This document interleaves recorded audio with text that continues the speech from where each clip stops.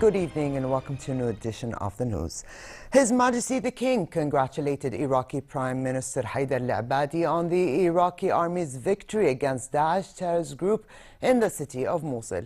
In a telephone call with al-Abadi, King Abdullah and the Iraqi Prime Minister stressed the importance of cementing cooperation between the two countries. They also agreed on the need to intensify regional and international efforts in the war against terrorism within a holistic strategy. In Iraq, authorities and residents are preparing to celebrate victory over Daesh. White banners and Iraqi flags tied to lampposts and damaged buildings in Mosul, including the Hadaba minaret, decorated the streets. A week of nationwide celebrations are planned, with Prime Minister Haider al-Abadi expected to visit Mosul to formally declare victory. Meanwhile, soldiers from the elite counter-terrorism service retook the Makawi district of the old city of Mosul, a few blocks from the western banks of the Tigris. Reaching the river will give Iraqi forces control over the entire city, expected by the end of the week. Police also began clearing captured areas in the old city of Mosul of explosives and corpses from weeks of fierce fighting. Here at home, Prime Minister Hani al-Mulki said the economic reform strategy the government had begun months ago is paying off and is on a positive track. Mulki said as he chaired a meeting of the government's economic team that the government's measures had helped not only to keep in check the downtrend in economic indicators, but achieve positive indicators and higher growth rates in the first quarter of the year. Other positive signs, he said, were growing numbers of tourists, exports and expatriates' remittances, urging sustained efforts to achieve further gains. The Prime Minister said his government, under the economic reform scheme, had embarked on unprecedented spending controls, the last of which was a 206 million dinar cut in government expenditures, and is serious to press along that path. He urged all ministries and concerned entities to stick to a government-endorsed growth stimulation plan to spur investment, increase revenues, create jobs, reduce debt and raise income as pillars of the economic strategy. Mulki called for easing regulations related to investment, stressing that unemployment is the key challenge facing his government. Mulki pledged to forge ahead with employment programs and called for launching productivity projects to generate jobs, particularly for women in the governorates. In its weekly meeting, the Cabinet endorsed the mandating reasons of the university classification system to galvanize universities to upgrade their status and promote entrepreneurship and excellence. The draft legislation is aimed at regulating university classification by the Higher Education Accreditation Commission and ensure quality higher education. The Cabinet also approved other decisions during the session, chaired by Prime Minister Hani al-Mulki, including the fees and transit service charges on non-Jordanian trucks under the law of the transportation of goods by road. A series of car bomb blasts shook the Syrian capital Damascus, killing at least 20 people and wounding dozens more.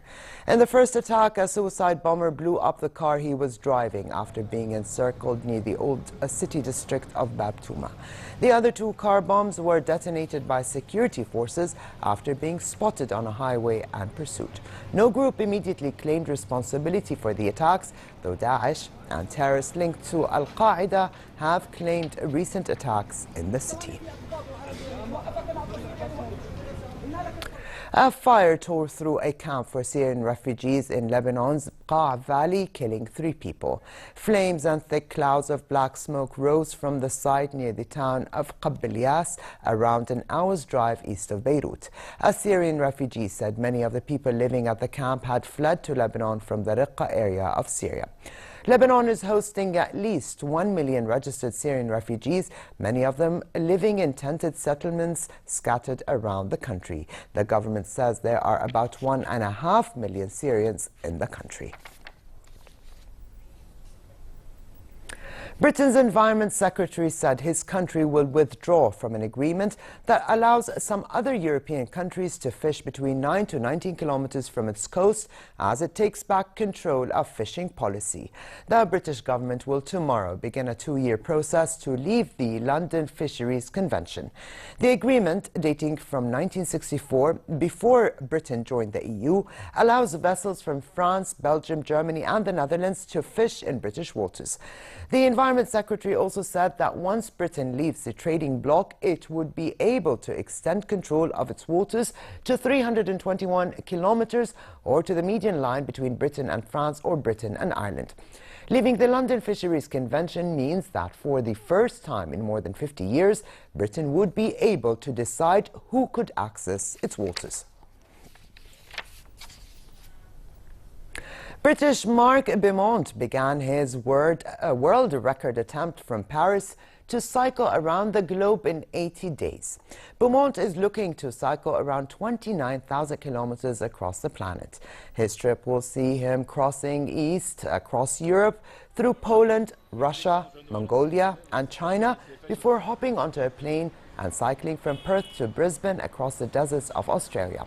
Then he will cycle again through New Zealand before crossing North America from Alaska to eastern Canada and finally starting again from Lisbon, cycling back to Paris. He aims to cycle around 16 hours every day. 10, 9, 8, 7, 6. And finally, the kingdom continues to reel under extremely hot conditions as mercury levels are expected to soar to new levels over the next 2 days. Tomorrow, temperatures are expected to rise 6 to 7 degrees above their seasonal average, reaching 38 degrees in Amman.